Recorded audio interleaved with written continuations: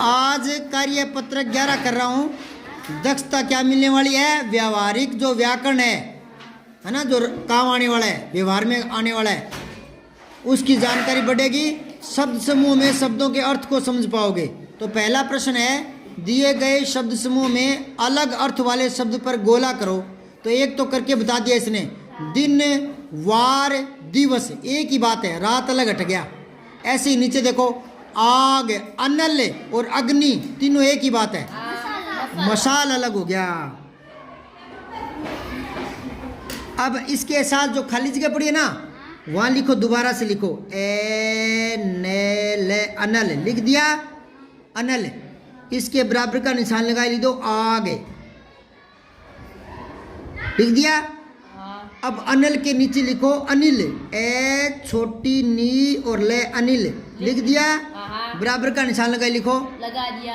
वायु लिखो, वायु, हाँ, वाह छोटा यू। हाँ। अब देखो अनल और अनिल में क्या फर्क है? देखो, अनल आग, अनिल वायु, 5 बार बोलो, अनल आग अनिल वायु।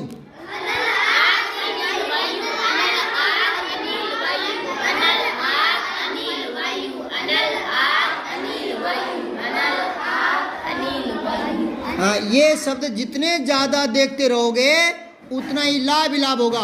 कई बड़े लोग कहते हैं, बड़े बड़े बच्चे, कि हमारी हिंदी में गलतियां होती है।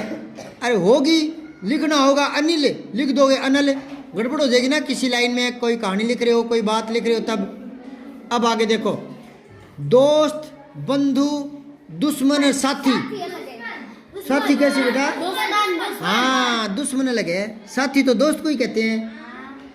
साथी तो दोस्त एक ही बात है बेटा, दुश्मन अलग हो गया। समझ में आई क्या? अब ध्यान में आ गई क्या? इसने क्या किया बताऊं? पहले कोई भरा हुआ है उसके आधार पे बोल गई है ना, दिमाग से सुनो बेटा।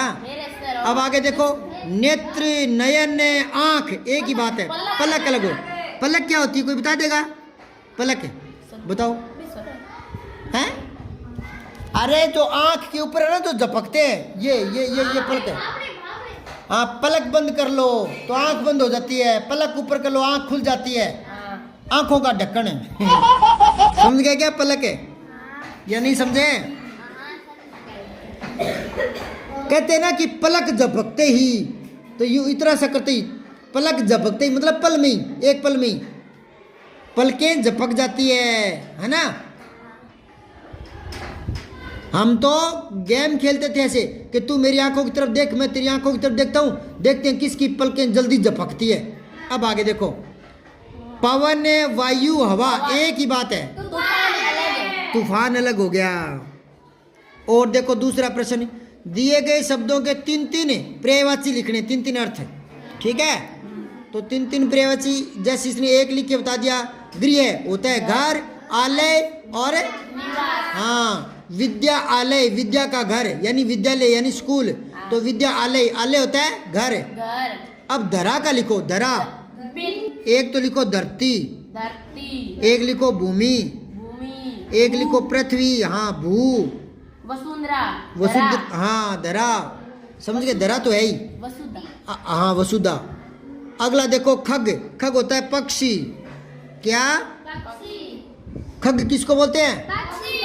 हाँ, एक होता है पखेरु, पेखेरु, पखेरु पक्षी को ही बोलते हैं जिसके पंख होते हैं। एक होता है नभचर, आकाश में उड़ते रहते हैं ना ये, नभचर, क्या?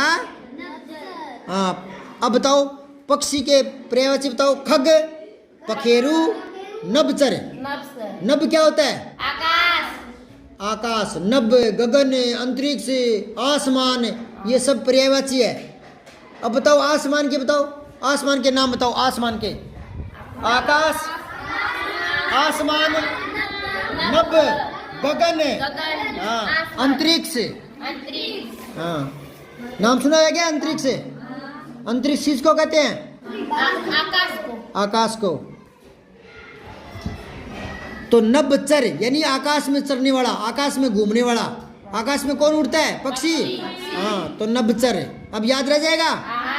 अब बोलो दोबारा से, खग, पक्षी, पखेरु, नभचर। नभचर। पखेरु क्यों कहते हैं पक्षी को? पखेरु पंख होते हाँ पंख होते हैं। और नभचर क्यों कहते हैं? आकाश में उड़ते हैं। हैं। नभ क्या होता है? नभ आकाश। हाँ नभ क्या होता है? ऊपर जो नीली पट्टी है उस पर लिखो, लिखो मैं बोल रहा हूं आकाश। आकाश आगे लिखो आसमान। आसमान। आसमान।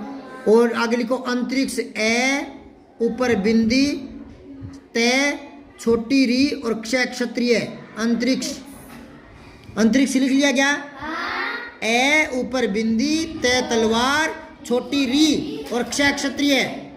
तो आकाश, आसमान, अंतरिक्ष, गगन। गे गैने गगन। नभ नभ। नभ ठीक है ना। व्योम एक नया शब्द बता रहा हूं। आधा वे यो और मैं। व्योम। व्योम भी आसमान को बोलते हैं। एक फलक। फैले के फलक। एक अनंत भी आकाश का ही होता है। अनंत। अनंत ठीक है। ये आसमान को कहते हैं, अंतरिक्ष को। ठीक है। अब आओ नीचे। बादल। बादल के एक लिखो घन, एक लिखो मेघ। जलद। मेघ है। एक लिखो जलद। जलद। हाँ वारिद, वारी पानी। वारिद दे होता है देने वाला, बताया था ना मैंने एक बार। वारिद। जलद। नीरद बड़ी नीरद नीरद। ये हो गए। अब आओ पानी के। जल। एक तो बता दिया, और बताओ। नीर। नीर। अम्बू। अम्बू वेरी गुड। समझ गया क्या? बड़ा मनाओ। अच्छा तीसरा प्रश्न देख लो। दिए गए शब्द युग्म की सहायता से वाक्यों को पूरा करो। ये शब्द युग्म दे रखे हैं जोड़े, पीछे पीछे, सुबह सुबह, तरह तरह, सुनते सुनते, ऊंची ऊंची। इनमें से जो सही लगे वो यहाँ फिट हो सही वो लिखना है। जैसे बगीचे में तरह तरह के फूल खिले, ये तरह तरह लगा के बता दिया ना एक। अब आपको बताना है। एक मिनट ये पेज उड़ रहा है, एक बार मैं सीख लूँ। हाँ अब शहर में ऊंची ऊंची इमारतें हैं। शहर में इमारतें हैं ऊंची ऊंची। शहर में ऊंची ऊंची। ऊंची ऊंची इमारतें हैं। ठीक है। बछड़ा गाय के पीछे बछड़ा गाय के चलने लगा। पीछे पीछे। पीछे पीछे। पीछे पीछे चलने लगा।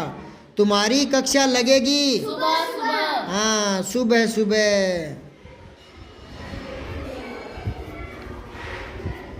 नेहा लोरी सो गई। सुनते सुनते हाँ लोरी सुनते सुनते सो गई। सुनते सुनते। सो गई। चौथा देखो। सही विकल्प द्वारा रिक्त स्थान भरें और वाक्यों को पूरा करें। तो इसमें एक करके बता दिया इसने। सूरज की किरणें हमारे स्वास्थ्य के लिए लाभदायक होती है। अब दूसरा देखो कै। सत्य अहिंसा और शांति के पुजारी थे। महात्मा गांधी। महात्मा गांधी। महात्मा गांधी सत्य अहिंसा और शांति के पुजारी थे। ये प्रश्न मैंने पिछले साल भी बताया था। और पिछले साल आया ही था। नहीं नेहरू जी भी सत्य के पुजारी नहीं थे क्या? झूठ बोलते थे क्या? अहिंसा के पुजारी नहीं थे क्या? शांति के नहीं थे क्या? सारे ही थे, पर वो महात्मा गांधी जी के लिए ज़्यादा प्रचलित हो गई है लाइन उस हिसाब से।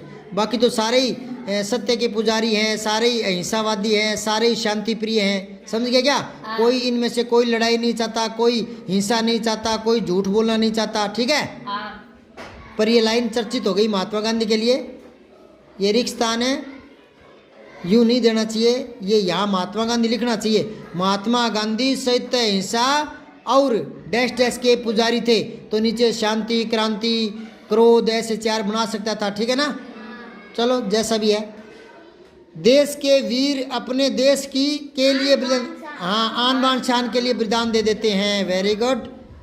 गंगा यमुना भारत की पवित्र है नदियां हैं। नदियाँ हैं। और करेंगे कल।